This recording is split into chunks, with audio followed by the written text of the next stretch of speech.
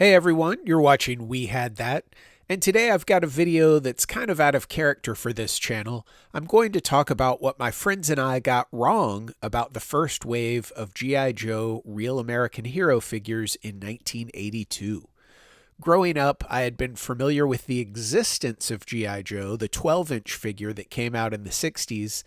I didn't know that they went from a military toy line in the 60s to a team of adventurers in the 70s, but by the time I came along, neither version of the 12-inch Joes were in stores anymore.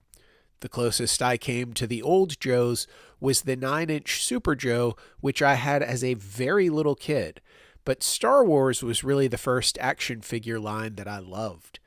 At some point in 1982, I was at a place where they sometimes had kids' birthday parties, and I saw a kid leaving who just had a birthday, and he was about 20 feet away from me, and it looked like he was carrying an action figure that was still in the package. It looked to me like it was about the size of a Star Wars figure, but it said G.I. Joe on the package. What was this? I was probably just having my mind play tricks on me. A while later, I was at the toy store Kitty City, and the new Real American Hero G.I. Joe figures were up on the shelves, so I got my first close-up look at those guys. That was the first day that I knew I hadn't been dreaming when I saw them before. I don't really remember all of the figures that they had that day, but my father told me that I could get 2 of them. I was so excited.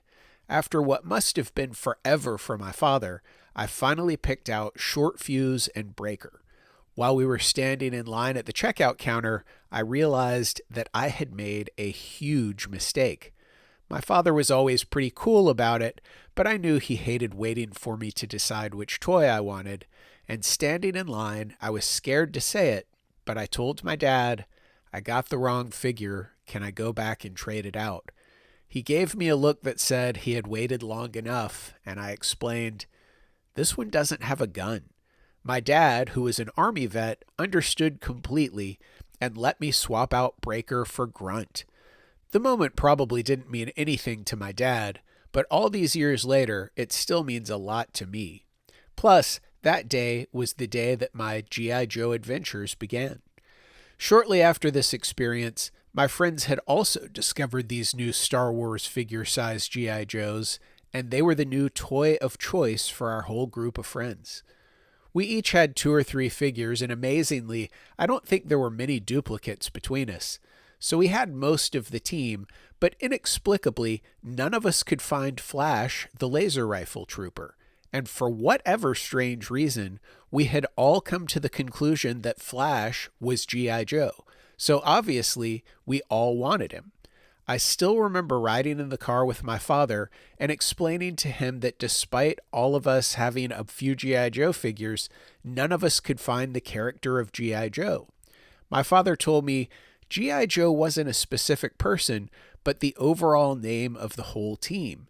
He told me that GI stood for government issue and Joe was just a generic name for anyone in the Army.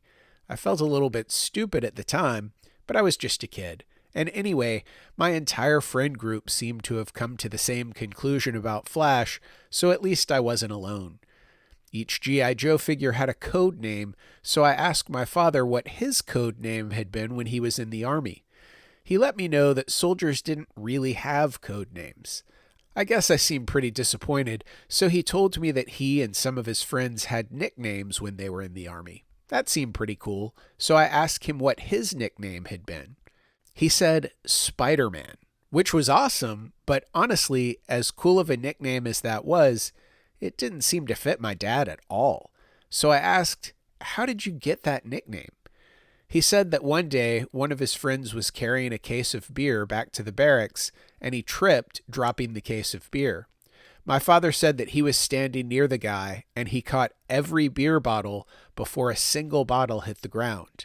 One of the other soldiers who was standing nearby told my father that he'd never seen anyone move so fast in his life, that he looked like a spider catching all of those beer bottles. After that, everyone called my dad Spider-Man.